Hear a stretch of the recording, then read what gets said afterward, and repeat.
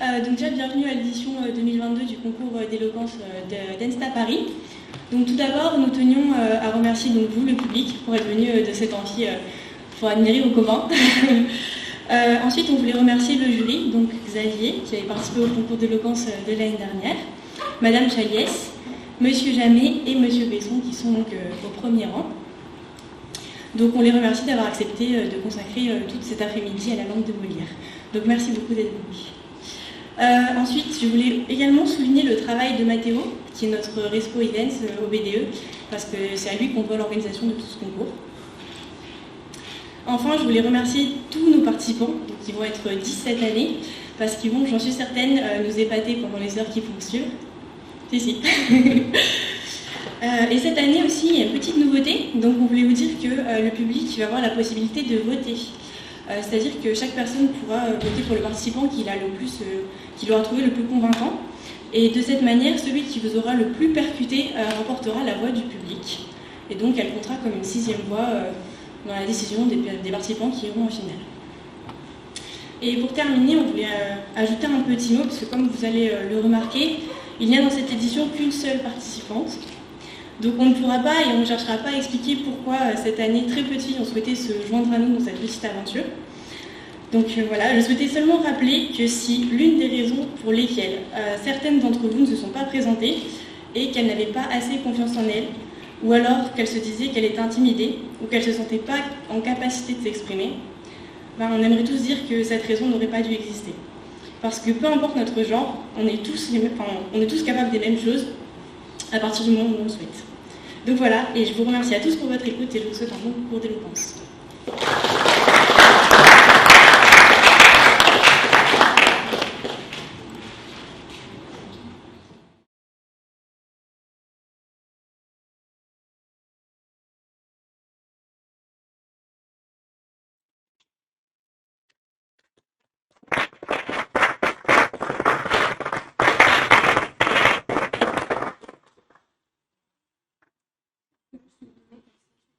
Alors oui, la citation sera « La liberté est une rupture, elle n'est pas une affaire de courage, mais d'amour ».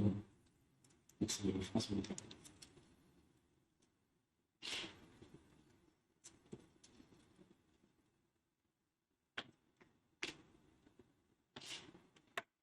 Bonjour mesdames et messieurs les jurés, chers élèves. La liberté est une rupture, elle n'est pas une affaire de courage, mais d'amour. Ici, Mitterrand prend le contre-pied de notre pensée commune. La liberté, nous la pensons comme une révolution. Nous imaginons une barricade, et à nous, peuple français, cela évoque des instants noirs de notre histoire.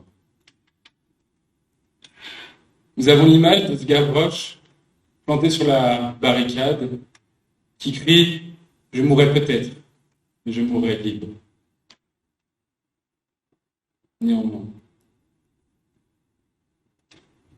nous pensons à nos relations. L'amour, quelque chose qui peut, elle aussi, nous libérer. Nous libérer du regard des autres, de la honte et du mépris.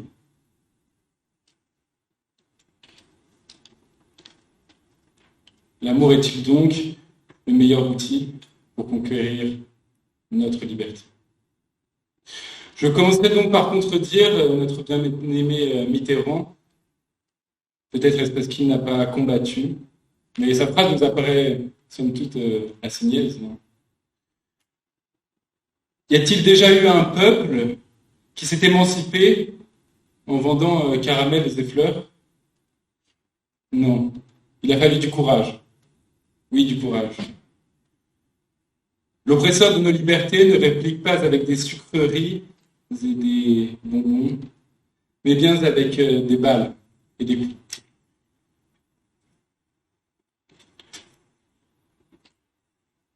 Allez donc voir les résistants et demandez-leur si ils ont combattu, eux, avec amour. Puisque lorsque l'on attaque nos libertés, l'oppresseur ne se retirera que si l'on lui fait comprendre non pas en parlant, mais aussi en le ressent. Et il faut du courage pour les prendre, ces armes. Oui, il en faut. Qu'elles soient faites de mots ou faites de fer.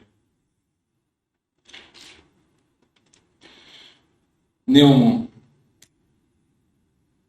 celui qui annonce les fractures, le courageux, somme toute, celui qui dit que celui qui se lève et qui dit que ce n'est plus possible et qui va appuyer sur la plaie si fort que le pauvre homme au sol ne s'en relèvera pas, qu'il ne s'en relèvera peut-être jamais. Pire peut-être, pris de rancœur, il vivra toute sa vie dans la honte. Il préparera sa revanche.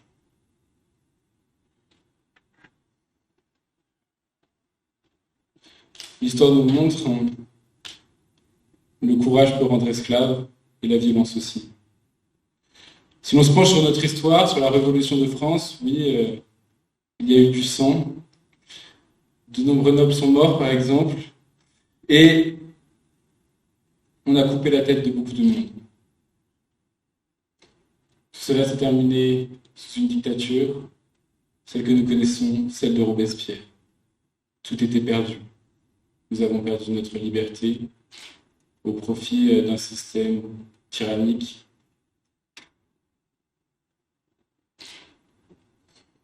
Néanmoins,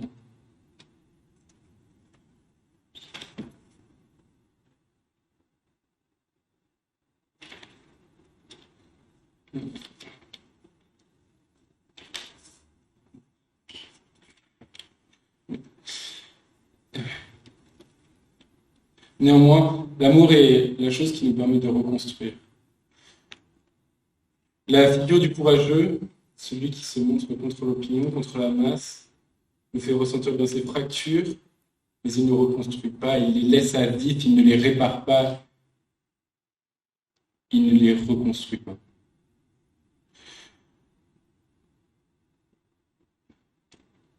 Quand nous nous penchons sur notre histoire, après la Seconde Guerre mondiale, oui, certes, des Français ont collaboré. Mais le courage du général de Gaulle a été non pas de dire nous allons les traquer, les tuer, mais nous allons bien les pardonner. Nous allons leur permettre de pouvoir vivre et de ne pas vivre dans le dégoût d'autrui.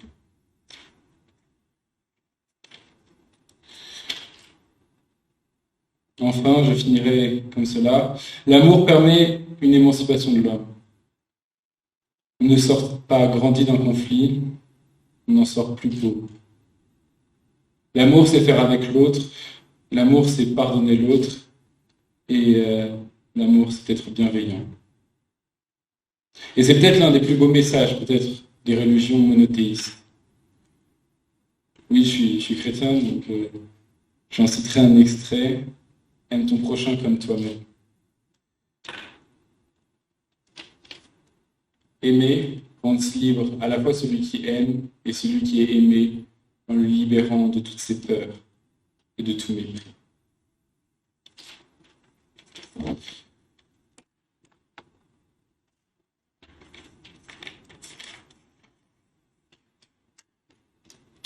Ce n'est donc pas l'amour, ce n'est donc pas le courage qui naît seul, mais le courage qui naît de l'amour. L'amour que nous portons envers les autres est ce qui nous rend plus forts. J'aime mon prochain, donc j'aurai le courage de m'opposer à lui si ses propos me dégoûtent. Le courage découle donc de l'amour. Enfin, je conclurai en nous rappelant peut-être ce poème de Paul Éluard, Liberté. Liberté, j'écris ton nom. À la base, Paul Éluard ne voulait pas mettre liberté dans ce poème, mais bien le nom de son aimé, avec qui il s'était séparé. Merci à tous.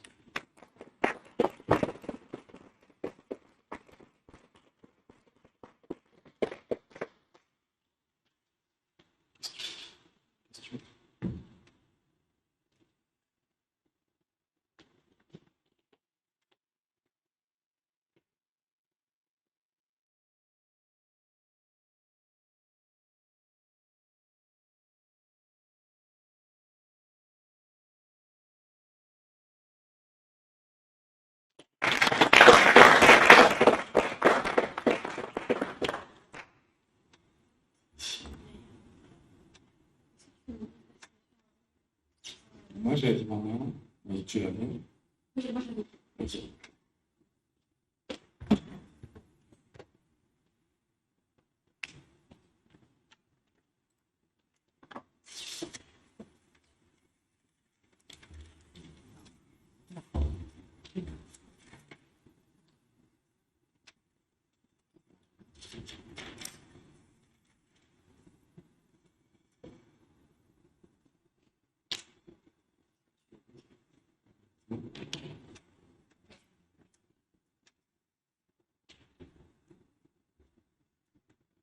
Je suis arrivé en France il y a 5 ans, 10 mois et 14 jours.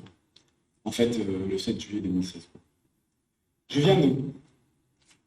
C'est pas parce que je m'appelle Yahya Chouei et que je suis bronzé toute l'année que je suis forcément arabe. En effet, je suis marocain. Mais je suis né et j'ai grandi à Rome, en Italie. Dans un très beau quartier, commercial et dynamique, entre le grandiose centre historique et le quartier Eul, complètement construit par Mussolini. Très curieux. Qu'est-ce qui me manque de l'Italie? La pizza à 4,50 €, qui est digne d'être appelée pizza. Les cris partout dans le métro. Le trafic, qu'à côté Paris et Stockholm. Mais ce qui me manque le plus, c'est la ville en elle-même. Les cailloux du Colisée, les bâtiments. Et en fait, tout ce que a un sens artistique. Parce que la ville en elle-même, c'est une œuvre d'art. Mais pourquoi je suis autant sensible à l'art, et surtout lié à Rome? C'est parce que l'école italienne, elle est vraiment très spéciale. Et depuis le collège, elle nous oblige à faire de l'histoire des arts, niveau L1, avec l'analyse triangulaire de Leonardo da Vinci et Raffaello, et l'usage des noirs chez Caravaggio, collège.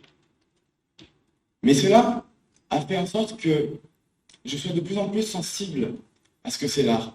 La prof nous invitait vraiment à ressentir l'art, à vivre l'art, à expérimenter l'art. Elle arrivait avec une feuille blanche, elle la posait, elle disait « Dessinez, mais vivez ce que vous dessinez ». Et grâce à ça, un jour, j'ai pris les danseuses du ballet de Degas et je les ai transposées en patineuses. J'ai changé les couleurs chaudes en couleurs froides et j'ai décrit toute une nouvelle histoire. Je vous assure, ce n'était pas une œuvre d'art digne d'être exposée à côté de Degas dans un musée. Mais j'ai eu une très bonne note aussi. Pourquoi? Parce que j'avais réussi à raconter une histoire, à vivre la chose, à transmettre un message. Imaginez-vous alors quand je me baladais à Rome, dans le centre-ville, en ayant payé 1,50 € pour prendre le métro et pas plus, et que, au milieu de touristes qui crient « Oh là là, mais c'est magnifique ce que je vois !» Sinon, « This is so gorgeous, Rome is beautiful !» Il y a des trucs en allemand que je ne comprends pas parce que je ne parle pas allemand, mais quand tu vois la bouche ouverte des personnes, tu te dis « Ah oui, quand même !» Et il y a moi qui est en train de regarder et de vivre quelque chose que je ne saurais pas définir, parce que juste le petit doigt du Christ sur la Vierge Marie, il était posé de telle manière, et du coup, ça me touchait le cœur. C'est ça l'art. L'art, c'est se perdre au milieu du croisement des 4 fontaines à Rome. L'art, c'est rester ébloui devant l'harmonie et la fluidité des statues de Bernini à Piazza Navona.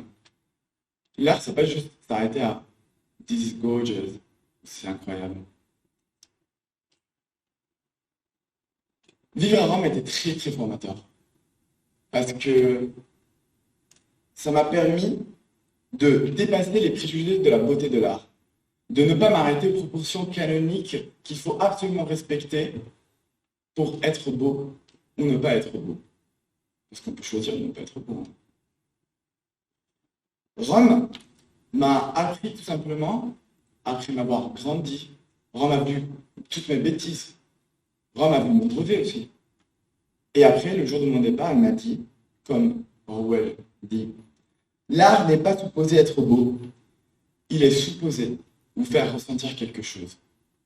Et heureusement qu'elle m'a dit ça. Parce qu'en 2016, je suis parti où? arrivé en France, pas à Paris, à Lille. Oui, Lille. C'est-à-dire, je vous promets que c'était pas simple. Un pauvre italo-marocain grandi dans la splendeur, dans la chaleur de Rome, se retrouve dans la petite, triste, grise ville du Nord, Lille. Je ne sais pas te dire, je ne vais pas traiter beau ou pas beau. Le musée des Beaux-Arts à Lille, quand même, il devrait changer son nom un jour ou l'autre. Il est temps. Mais j'ai été obligé de changer de référentiel, à changer de point de vue, grâce à ce que Rome m'avait appris à faire. La froideur des bâtiments à Riour ou à rue de la Princesse, datant de la guerre, les églises en acier et en fer. C'est difficile quand tu viens de Rome et il y a une église, toutes les pizzerias. Et les tableaux flamands, rien à voir avec la Renaissance italienne et tout ça. Bah, observer tout cela n'avait rien à voir en général avec tout ce que j'ai vécu. Mais étant donné que Rome ne m'a pas habitué juste à observer, mais à vivre l'art, à ressentir quelque chose, à prendre et s'approprier, bah, j'ai pu m'arrêter devant tout cela et vivre un truc. Tout simplement, en fait, j'ai complété ma palette de couleurs. J'avais toute la chaleur de Rome, là j'ai la froideur de Lille. Est-ce que c'est mieux? Est-ce que c'est pas mieux? Je sais pas. Mais comme j'ai fait au collège avec ma prof d'histoire des arts, et je transposais les couleurs chaudes en couleurs froides, bah, c'est généralisé en fait.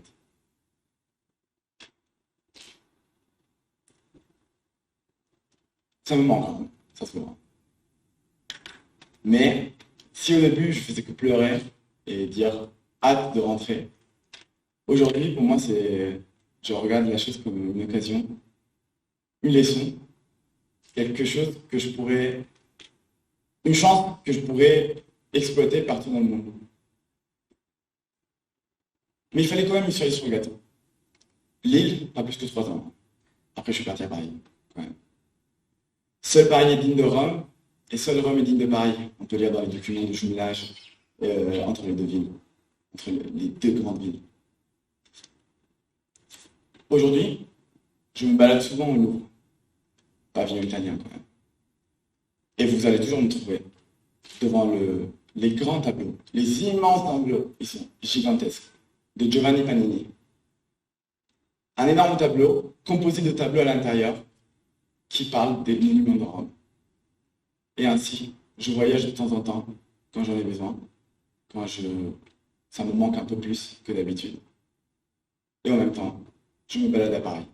Je rentre chez moi à Lille, je vois mes parents, je complète toutes mes couleurs, je ressens l'art, et je ne m'arrête pas là. Oh là là, c'est magnifique ce que je vois. Merci beaucoup.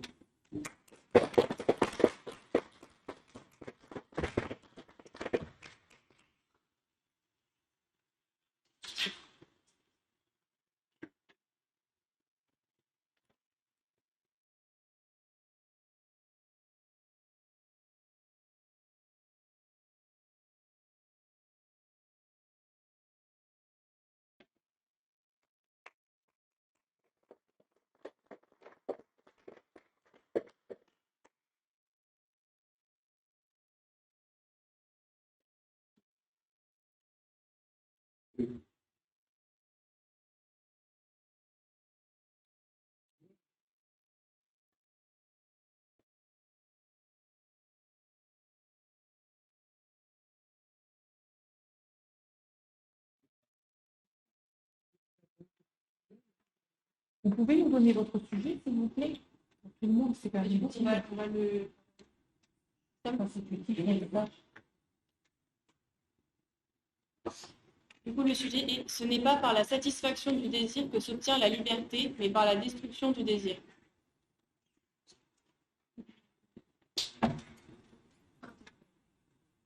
Je peux continuer.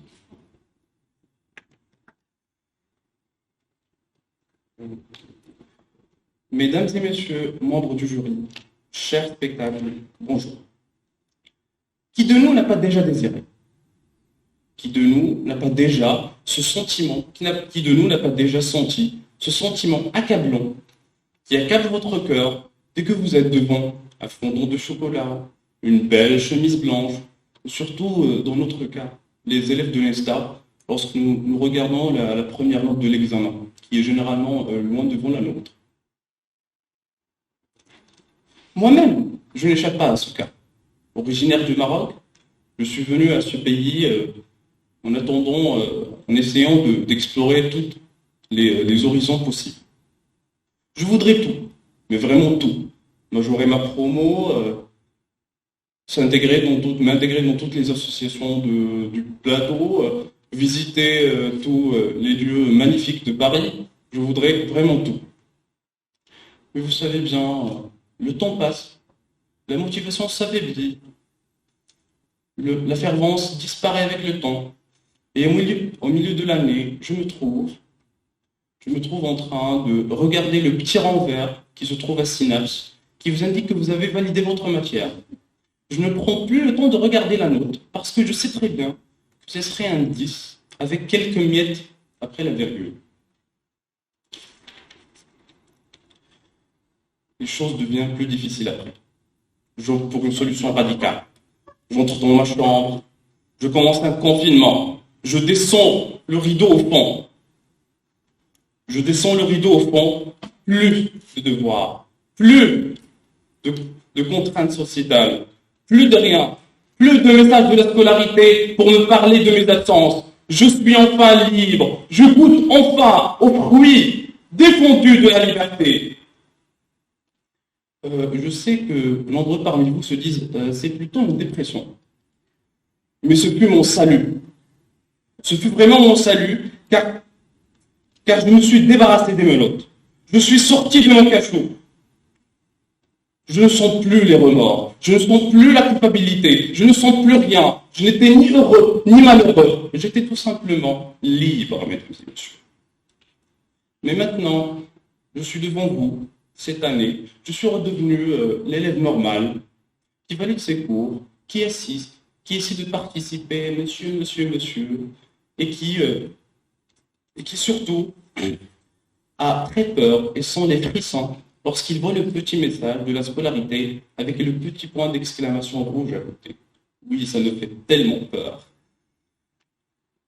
Je succombe au désir petit à petit, mais je pleure ma liberté perdue. Je suis devenu un esclave. Je suis devenu... Le désir me succombe. Je suis comme ce petit oiseau qui se fait attraper en lui donnant à manger. Et vous savez, je suis un esclave du désir, je l'avoue. Et nous sommes tous des esclaves du désir. Méfiez-vous. Je sais que vous dites non, on ne l'est pas. Mais méfiez-vous du désir qui est un stratège si ingénieux et si malin que vous ne le sentez même pas. Une règle très importante de la stratégie militaire stipule que la meilleure situation possible, c'est que vous gagnez la bataille contre l'armée de votre ennemi, mais sans pour autant l'humilier, pour ne pas générer chez lui le sentiment de vengeance et de haine. C'est ça ce que fait exactement le désir. Il l'applique à la perfection. Il vous convainc, il vous convainc de s'aller de lancer dans je ne sais n'importe quel défi, de aller vous torturer la vie, de participer dans je ne sais quel concours, et puis, après, et pendant que vous êtes en train de vous mener la vie dure, il vient tout simplement, il vous convainc que c'était pour votre bien, il vous flatte avec toutes sortes de compliments, il opère son alchimie sur votre corps, sur vos hormones, et vous laisse perdu dans ce labyrinthe du désir. Parce que vous savez, le désir est un labyrinthe infini. Parce que vous désirez majorer votre classe, puis l'école, puis les écoles du plateau, puis le prix Nobel, puis je ne sais pas quoi. C'est infini, mesdames et messieurs. Et moi, je le sais aujourd'hui. Je suis un esclave. Je suis là devant vous. Je me présente par désir que je sois éloquent, par désir de vous convaincre. Donc, si vous appréciez, tant mieux. Si vous n'appréciez pas, sachez que c'est le désir qui le coupe. Merci.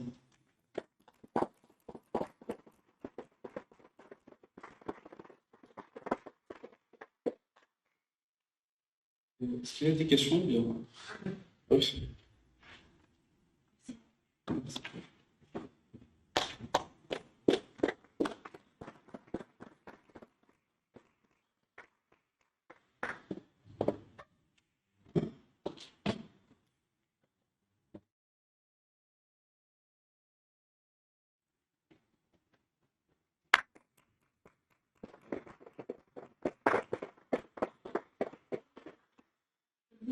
Ouais. Est-ce que tu peux lire la citation? Bonjour à toutes, à tous. Ça fait bizarre. Donc la citation, c'est véritablement utile puisque c'est joli de Saint-Exupéry. Donc c'est une magnifique phrase de mon auteur préféré, le poète du désert et de la contemplation, tiré, je présume, des échanges de Saint-Exupéry avec le petit prince dans le roman éponyme. Et donc, il pose la question, c'est véritablement joli puisque c'est joli. C'est véritablement utile puisque c'est joli. Toute chose pas jolie est-elle inutile? Ce n'est pas véritablement utile puisque ce n'est pas joli. Je pose la question, êtes-vous utile? Et donc certains dans la salle devraient se sentir à minima concernés. C'est véritablement utile puisque c'est joli, c'est quelque chose d'assez subjectif. Sommes-nous jolis? C'est propre à chacun. Quelque chose qui sera utile ne le sera pas de la même manière à toute personne, au même genre. Il y a les équations et il y a ce qui est véritablement utile, finalement, nous dit Saint-Exupéry. Et l'utilité, c'est quelque chose d'incroyablement complexe. On en parle un petit peu, par exemple, en économie, on l'utilise. L'utilité, ça permet de jauger les choses. Et donc, il y a l'utilité marginale, et personne ne sait la calculer. À vrai dire, je ne sais pas vraiment encore à quoi ça sert. Et en vérité, je pense que aussi ne savent pas encore à quoi ça sert. Et alors, il y a ce véritablement dans la citation qui vient jouer les troubles faits. C'est utile parce que c'est joli, non, pas seulement. C'est véritablement utile puisque c'est joli. Et c'est là qu'est toute la beauté de la citation. Saint-Exupéry vient de donner un véritable argument, d'une certaine manière, à tous les bijoutiers. Parce qu'avant, c'était j'ai un gros doigt, je veux donc une grosse bague pour aller avec. Maintenant, dans les couples, c'est plutôt oh chérie, achetons ce gros diamant. Mais non, c'est inutile. Mais si, c'est véritablement utile puisque c'est joli. Et c'est un gros problème. C'est aussi un gros problème, notamment avec, dans ce cas-là, la question du vote utile. Il invalide d'une certaine manière toute possibilité de vote utile, puisque ce n'est pas joli, on ne vote pas par conviction. Il faudrait peut-être penser dans ce cas-là à prévenir nos politiques qui ne semblent pas avoir eu le message. Et finalement, Saint-Exupéry nous dit qui est véritablement, fondamentalement, intrinsèquement, réellement utile, ce qui est beau et joli. Le reste, ce n'est pas important. Et donc, nous sommes, d'une certaine manière, fourvoyés jusqu'à maintenant. Saint-Exupéry repose des nouvelles bases de la condition humaine, de ce que nous devrions être. Pourquoi est-ce que c'est utile puisque c'est joli? Parce que cela apporte le bonheur, le plaisir. Parce qu'on s'y perd à la contemplation. Parce que finalement, c'est intéressant. Et aussi parce que cela s'inscrit dans une durée, où justement par une fleur fan, un chocolat fond, nous l'avons admiré, ou ne l'avons-nous pas admiré assez longtemps. C'est une poésie de la contemplation que nous dessine Victor Hugo, Saint-Exupéry, celle du bonheur simple, dénué, qui trace justement les contours d'une nouvelle utilité. C'est une poésie du calme, éloignée des villes, loin du temps des tempêtes, celui justement d'une oasis perdue dans le désert, qu'il décrit dans Le Petit Prince ou Terre des Hommes. Et donc, d'une certaine manière, arrête-toi le temps d'une pause autour de ce feu de camp où nous sommes réunis par le destin. C'est un petit peu le message de Saint-Exupéry. Et ce véritablement, toujours, nous dit, et si nous nous étions trompés depuis le début? Être humain, ce n'est pas juste donner un sens à la beauté. Justement, être humain, n'est-ce pas donner un sens à la beauté, et le reste n'importe que peu d'une certaine manière. Nous sommes condamnés, les simples passagers de cette terre, à nous de saisir cette opportunité au lieu de réfléchir à des questions un petit peu importantes auxquelles nous ne croyons finalement d'une certaine manière que peu, n'est-ce pas justement le moment de sentir, de, de saisir sa chance, d'utiliser son plaisir, de cueillir sa chance justement. Et donc Saint-Exupéry nous invite à suivre son étoile. C'est terminé.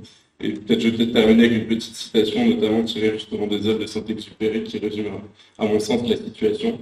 Comme ces voleurs de villes fantastiques, emmurés dans une chambre au trésor dont ils ne peuvent plus sortir, ils errent, infiniment riches, mais condamnés. Tiré justement de Revenu, mon roman préféré. Donc je trouve que cette situation résume extrêmement bien la situation. Merci.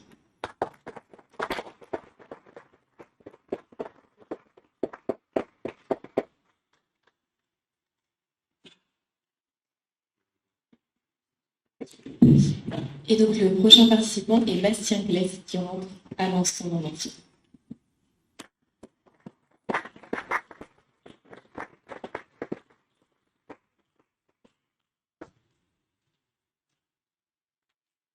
Je vais pas amener le papier avec moi, mais la citation que j'ai choisie, c'est « Tout enfant est en quelque façon un génie, tout génie est un enfant ». Arthur Schopenhauer.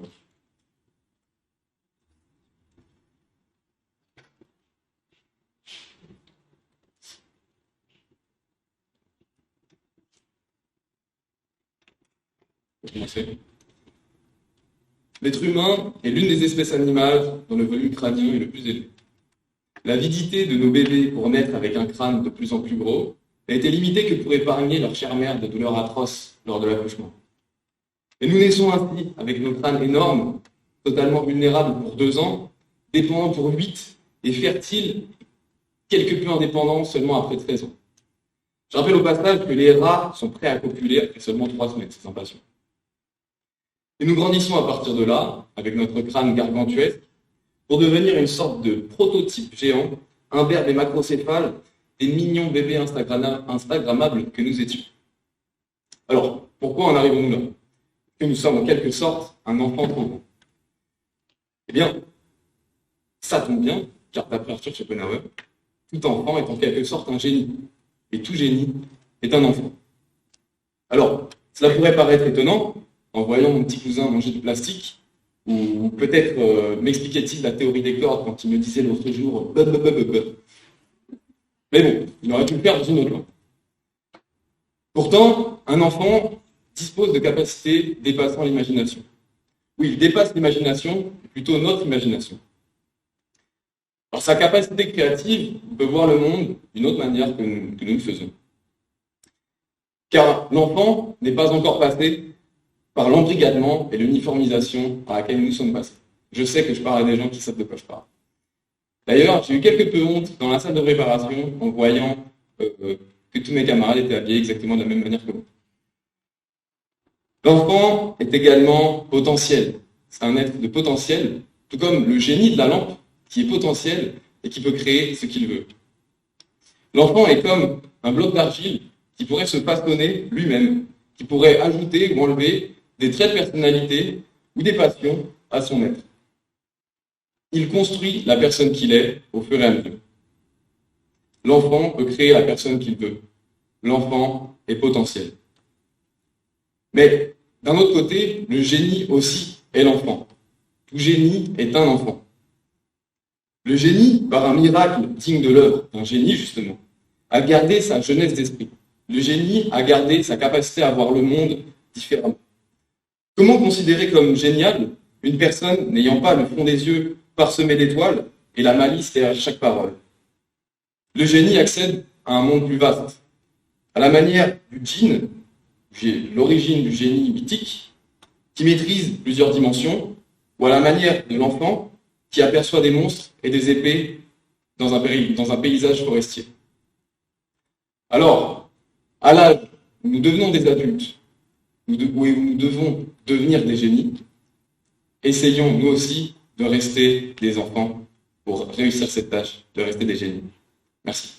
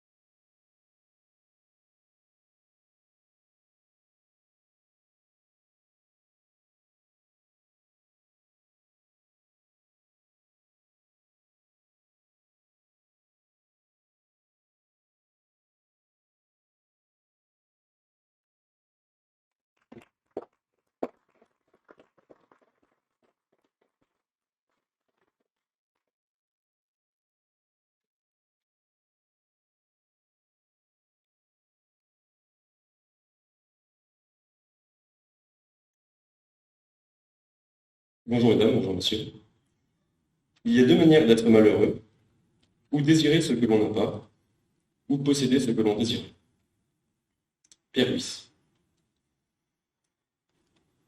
Je profite du retour des belles journées, tièdes et légères, du mois d'avril, pour vous rappeler l'importance de la joie. Le bonheur de marcher au parc avec quelqu'un que l'on apprécie, le plaisir de jouer de la musique dehors, et l'apaisement que l'on éprouve en partageant une discussion sur le balcon le soir. Bien, après cette note mélancolique, j'en viens au sujet de mon allocution, le malheur. Il y a deux manières d'être malheureux, selon Pierre Ruiz, ou désirer ce que l'on n'a pas, ou posséder ce que l'on désire. Désirer ce que l'on n'a pas, chacun le comprend aisément, c'est manquer. Ceci s'applique bien entendu aux biens physiques. Je voudrais une voiture, je voudrais de l'argent, je voudrais une montre. Mais aussi, pour les moins matérialistes, je ne vous oublie pas, aux biens qui satisfont l'esprit. Je désire plus de reconnaissance, plus d'amour. Cela s'applique aussi bien au manque de sommeil ou de bons résultats à l'école. Maintenant, la partie dont je souhaite discuter concerne la deuxième partie, la deuxième assertion. Je vous rassure, cela ne se transcendra pas en cours de philo, mais je suis convaincu, et j'ai pour ambition de vous persuader aussi, que posséder ce que l'on désire rend malheureux. Cela ne crée pas un malheur immédiat, bien entendu. Cela ne vous rendra pas triste, non plus, évidemment. Mais pensez-vous vraiment conserver l'étincelle de plaisir qui vous a traversé l'esprit lorsque vous furent comblés pour la première fois?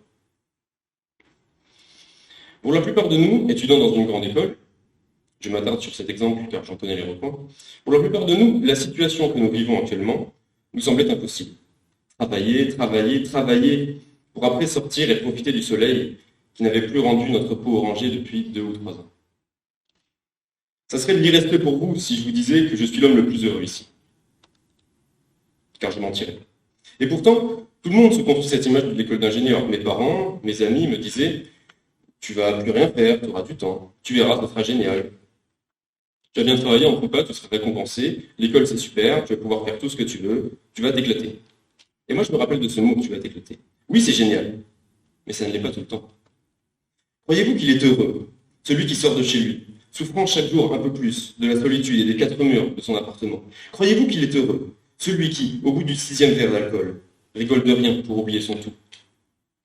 Croyez-vous qu'il est heureux, celui qui travaille d'arrache-pied pour sauver son année, ou celui partagé entre amour et souffrance, ou celui pour qui la famille s'effondre jour après jour, mois après mois?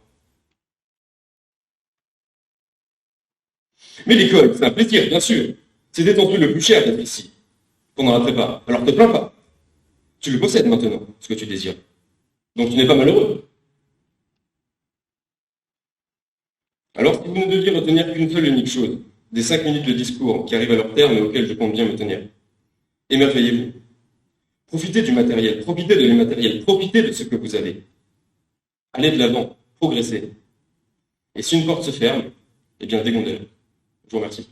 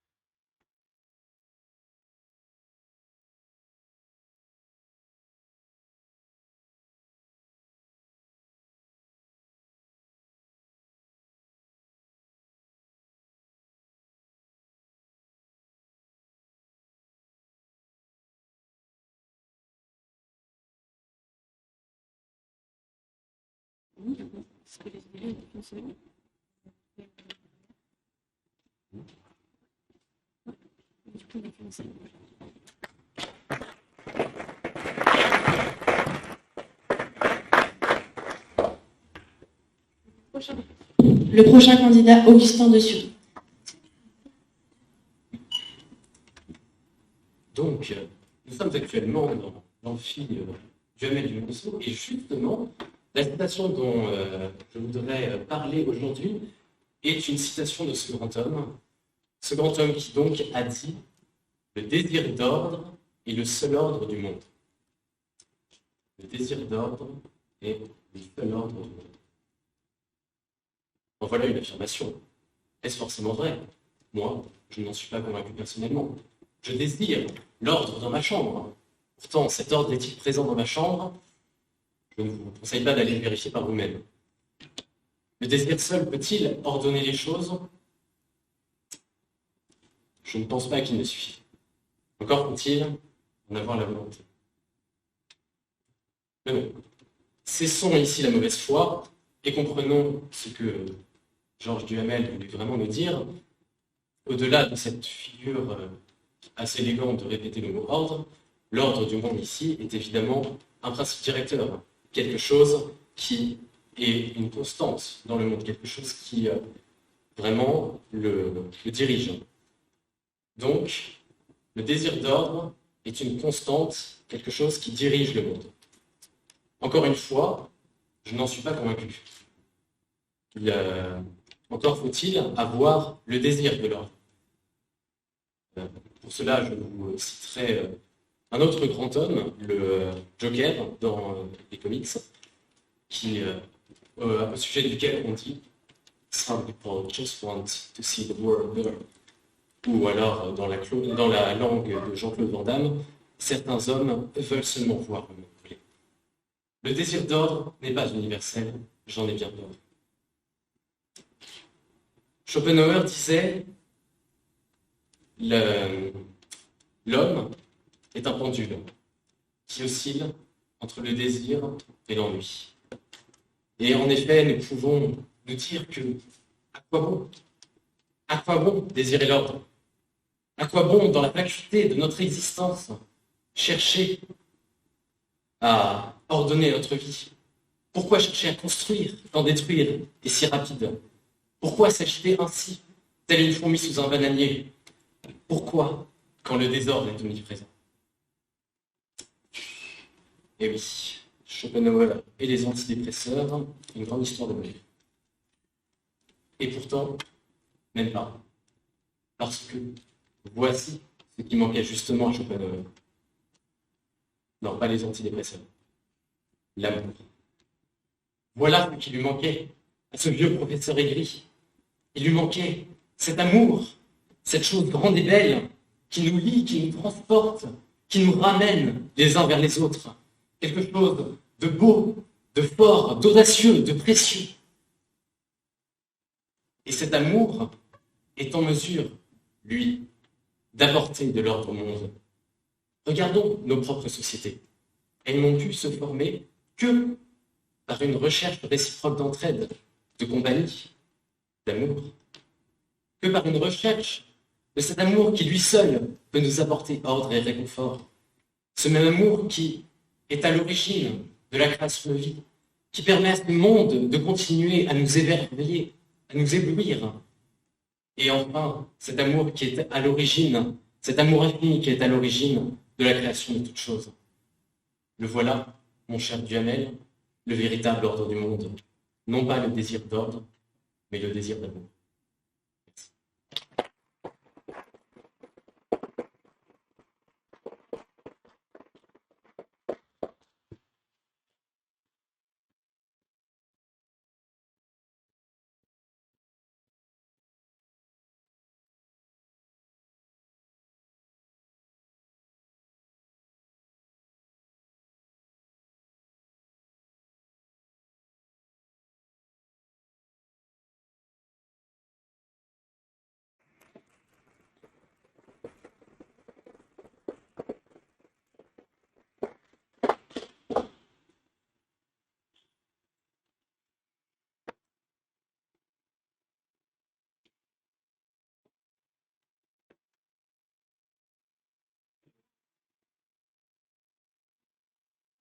Merci. Allez, oui.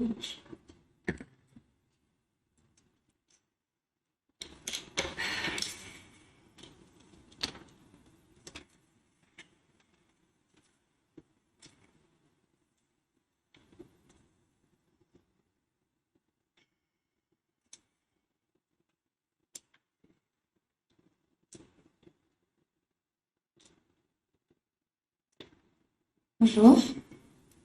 Merci d'être là. Nous craignons toute chose comme mortelle et désirons toute chose comme immortelle. François de la Rochefoucauld.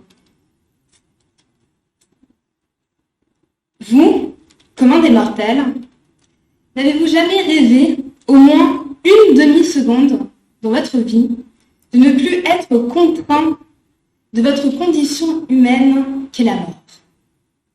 Ou du moins, n'avez-vous jamais aspiré au plus profond de votre être à un moment de votre vie, être indestructible, inatteignable? En tout cas, moi oui.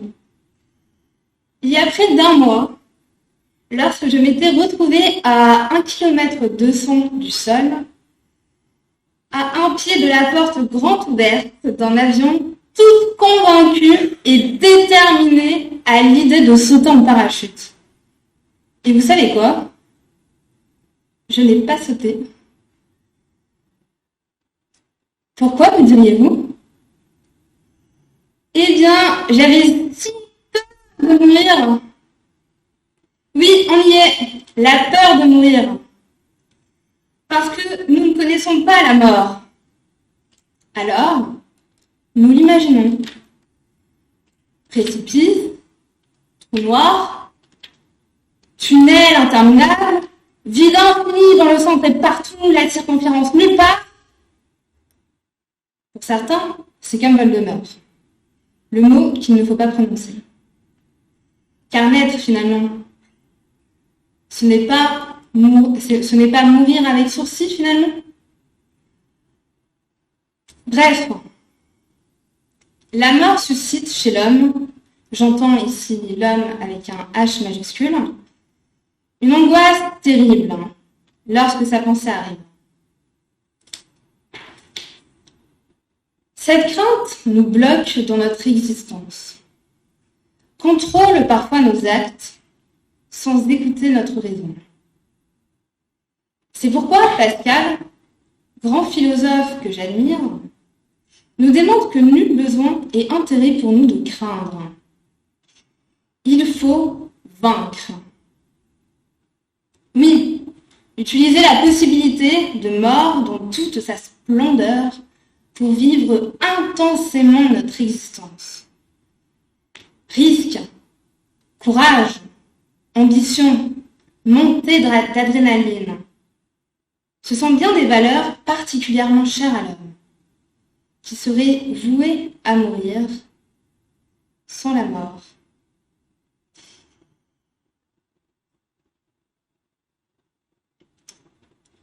Et plus, c'est la mort qui fait l'épice de l'aventure, nous dit Jean Kelevitch.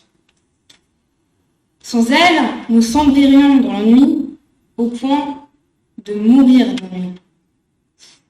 Alors, commun des mortels, vous qui m'écoutez, pour chasser de votre esprit tous ces désirs infantiles tout aussi vagues qu'ambigus, de devenir un jour des super-héros, ou d'être tenté par un certain Ibris, ripollinez plutôt cette façade, pour reprendre les termes utilisés dans un certain débat d'hier soir, cette façade qui vous empêche de vivre intensément et pleinement le présent. Cueillez non seulement les fruits du temps, mais surtout les fruits de notre admirable condition humaine.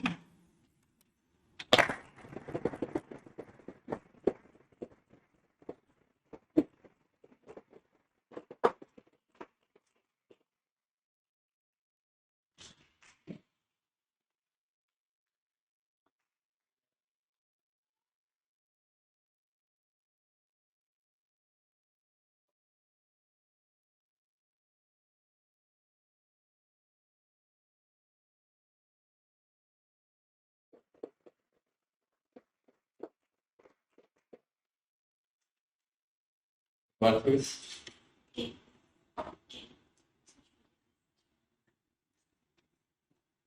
Être libre, ce n'est pas seulement se débarrasser de ses chaînes, c'est vivre d'une façon qui respecte et renforce la liberté des autres. de Nelson Mandela.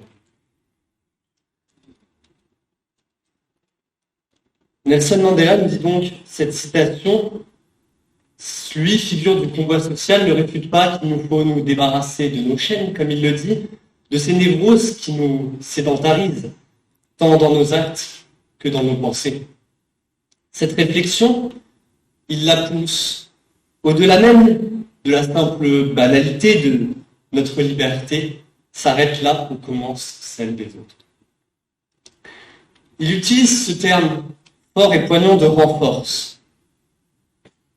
Il nous appelle à découvrir un cercle vertueux dans ce schéma de la liberté qui nous lie de nous à autrui, d'autrui à autrui, et qui permet une relation d'interdépendance entre chacun.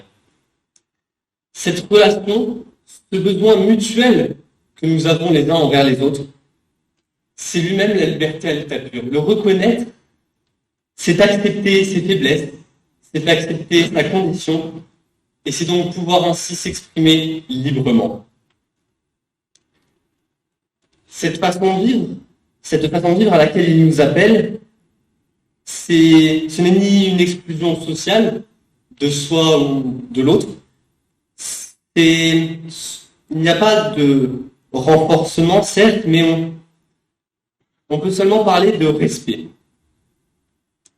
Respecter l'autre, ce n'est pas faire de tort, c'est le reconnaître lui, sa liberté, mais aussi son parcours, ses forces et ses faiblesses. Respecter, c'est donc reconnaître. Reconnaître, c'est se renforcer, et c'est ainsi renforcer l'autre. Donc par la liberté même, nous renforçons l'autre dans ce qu'il est là de plus intrinsèquement, nous renforçons l'autre intrinsèquement et lui permettons de devenir pleinement qui il est. Mais confrontons-nous maintenant à des cas où la liberté n'est plus, où la liberté ne semble plus être. Comment entrer dans ce cercle vertueux et être le premier maillon qui permettra de remettre de la vie lorsqu'elle semble ne plus être. Morel ou Brière, les victimes de l'oppression à Hong Kong ou en Russie, et même Mandela lui-même, en Afrique du Sud, ont dû faire face à ces situations.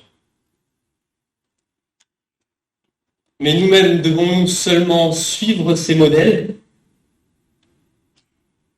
Devons-nous nous contenter de suivre ceux qui les mêmes combats que ceux qu'ils ont vécus? Non. La liberté, la nôtre, c'est de prendre à bras le corps nos combats, d'être prêt à payer de nos vies pour ceux que l'on aime, tant ceux CE que ceux CEX. À chaque époque, son conflit, son épreuve, aussi insurmontable soit-elle ou paraît-elle, elle engendre des peurs qui peuvent décourager, voire même parfois abattre. Nous pouvons penser aux invasions, aux famines, aux guerres mondiales, ou encore au réchauffement climatique, mais le soutien mutuel et la volonté commune de vivre dans un monde libre a toujours vaincu. Alors, n'ayons de cesse de poursuivre le combat iconoclaste et étant intemporel pour la liberté. L'amour, qui permet de combattre ensemble, n'oppresse pas, il n'étouffe pas, c'est lui qui rend libre. Il permet de rentrer dans ce fameux cercle vertueux. L'amour fait parfois tourner des têtes, il fait tourner ce fameux cercle vertueux, mais il n'empêche pas, mais il empêche de tourner le regard, de détourner les yeux du monde, de ses injustices, de ses violences. Il combat sans nulle autre arme que le cœur et l'esprit toutes ces violences et injustices. Mais n'oublions pas que la première liberté, c'est celle de pouvoir s'exprimer. Je vous remercie donc de m'avoir écouté.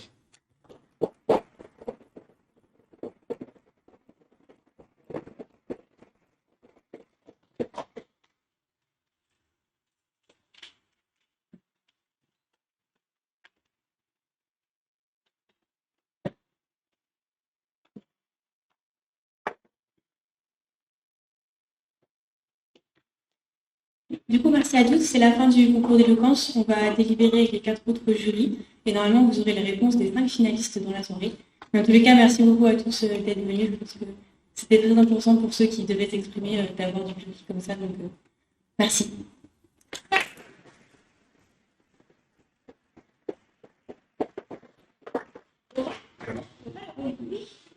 Si, j'envoie les liens là maintenant sur les groupes de promo 2023-2024 et vous pouvez voter pour celui qui vous a le plus plu.